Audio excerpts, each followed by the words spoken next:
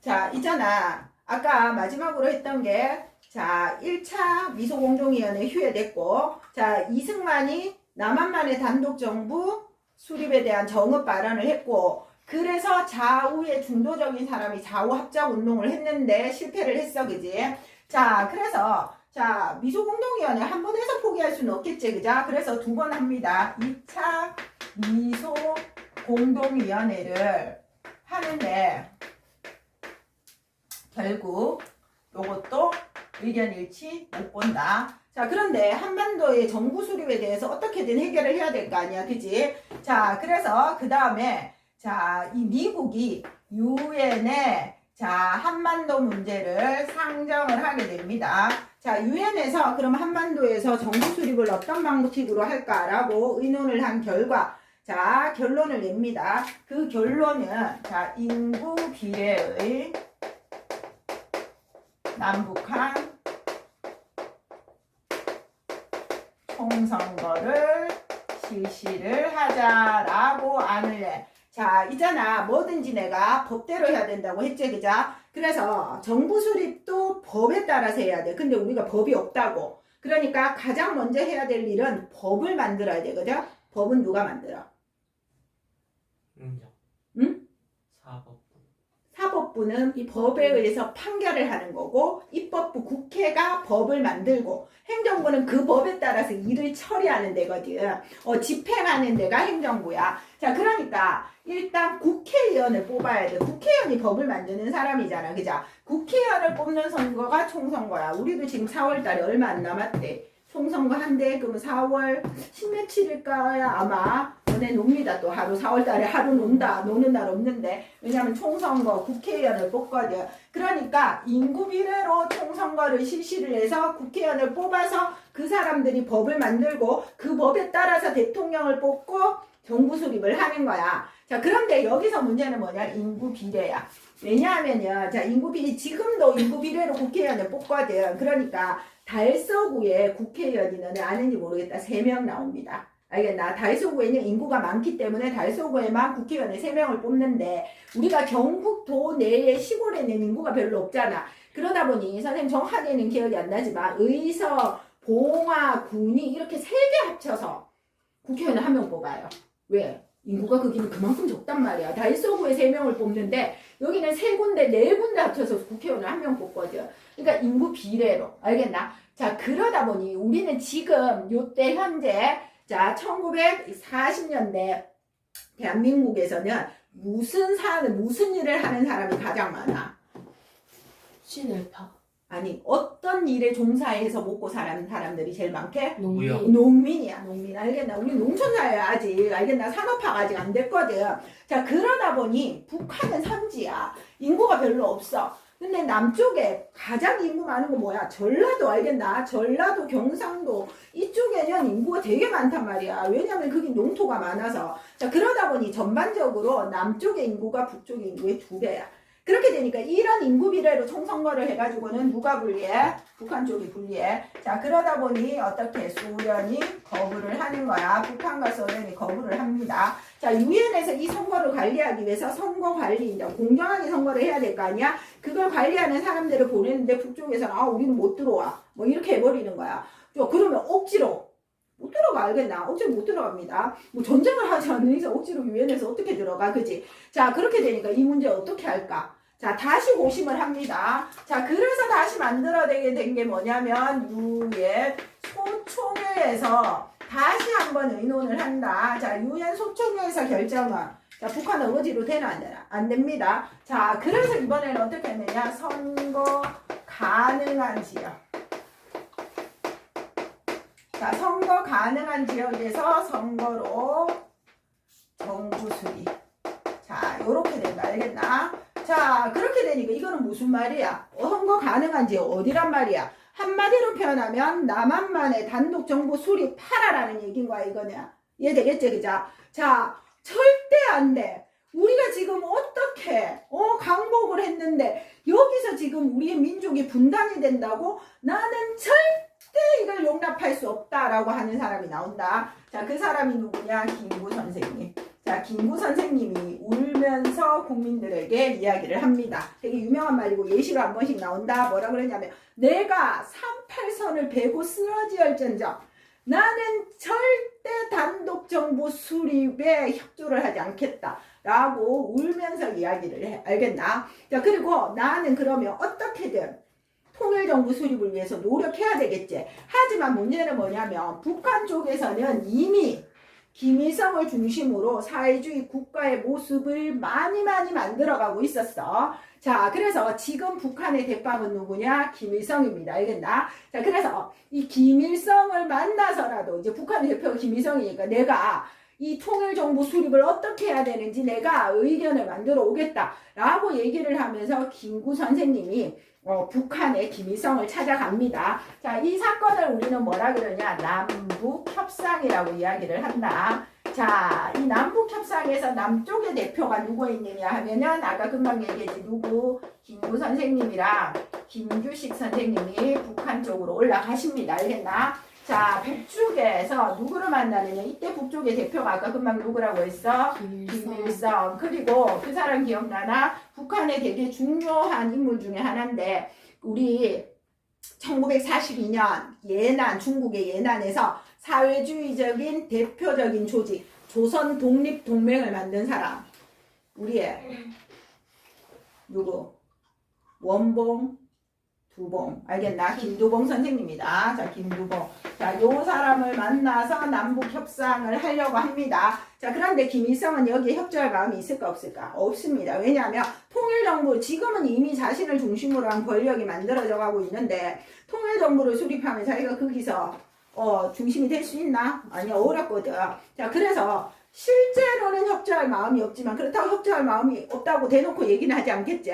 남쪽에서 단독 정부를 수립하지 않는 한 우리도 정부 수립은 안 하겠다 뭐 이런 식으로 얘기하고 약간의 타협안을 만들긴 하지만은 사실은 그게 협조할 마음 자체가 없다. 알겠나? 자, 그리고 이때 김구와 김규식이 북한에 갔을 때 북한에서는 남북 연석회의라고 김일성을 중심으로 해서 남북한 대표가 만나서 회의를 하는 걸 주최를 하거든.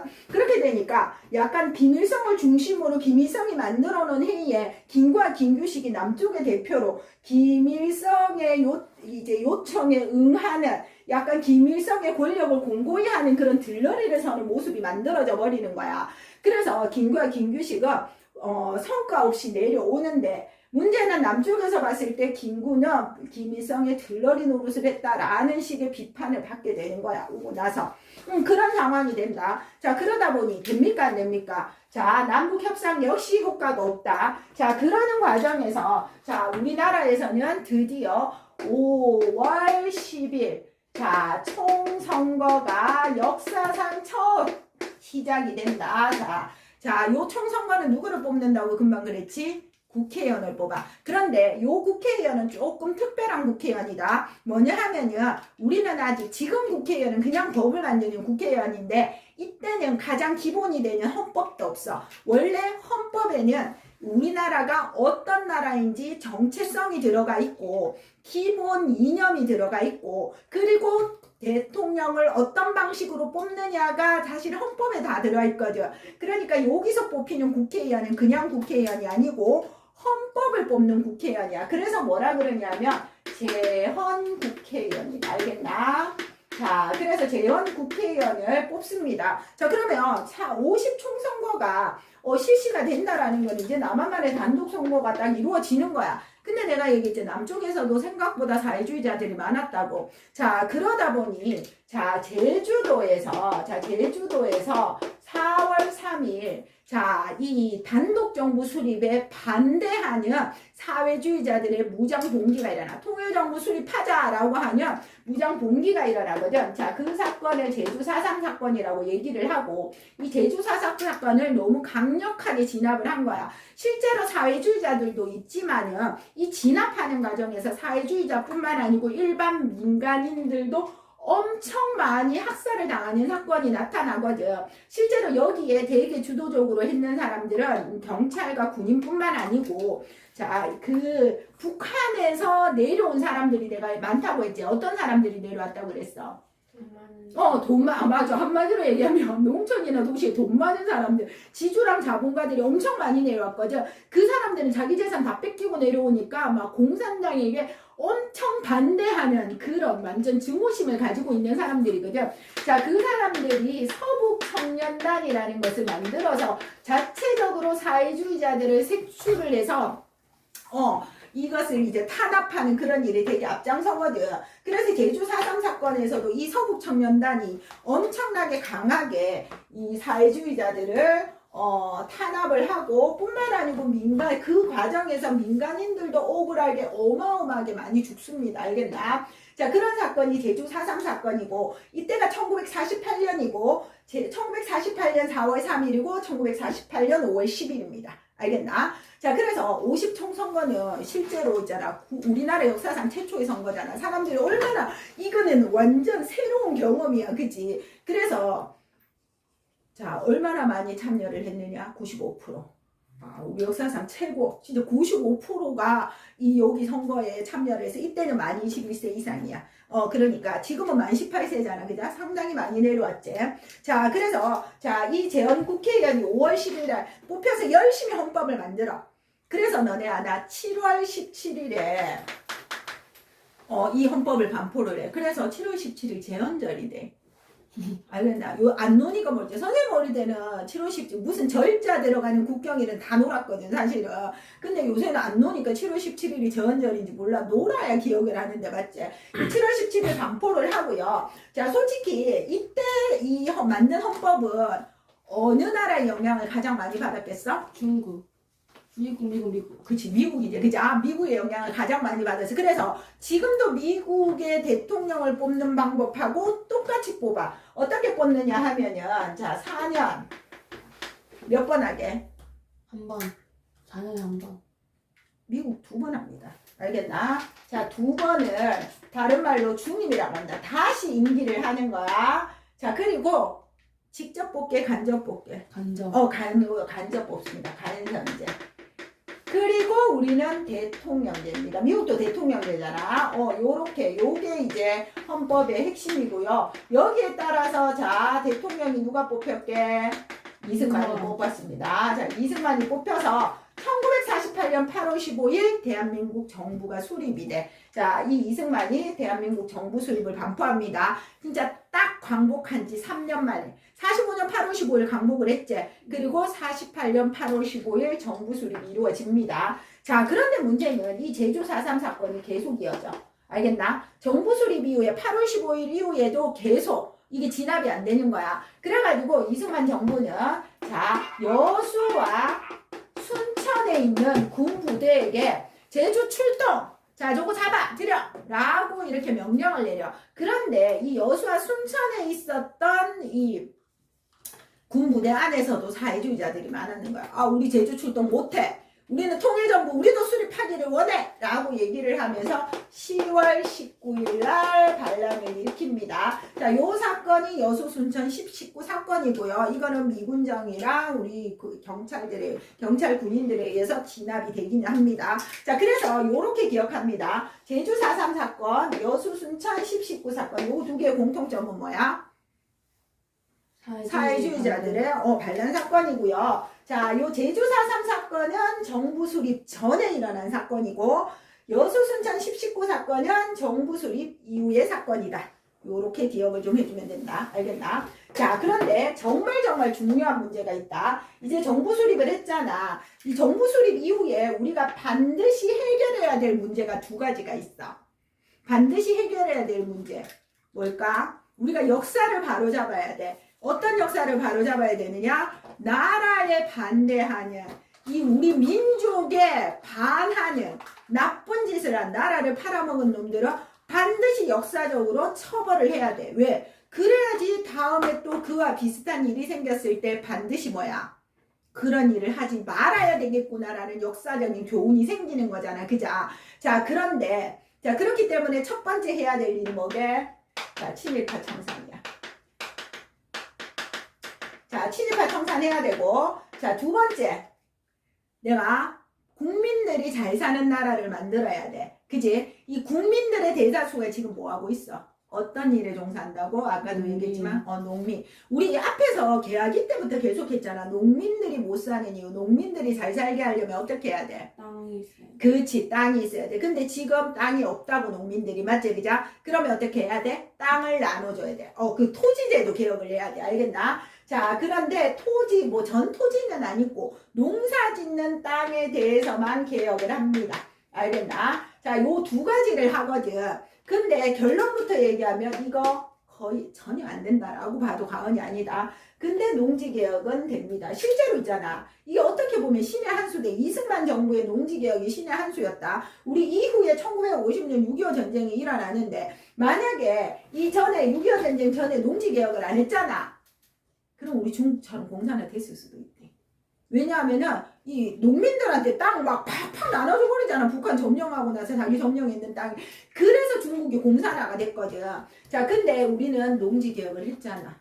했기 때문에 다행히 우리가 공산화 되지 않은 나름의 이게 신의 한 수다. 자, 뭐든지 선생님이 뭐에 따라서 법에 따라서 해야 된다고 했어. 친일파 청산 역시 법에 따라서 해야 돼. 그게 뭐냐? 법을 만듭니다. 반민족 행위 처벌법이라는 걸 만들어. 자, 처벌법이라는 걸 만들어서 이 법에 따라서 반민족 행위를 한 사람을 처벌하게 잡아들이거든.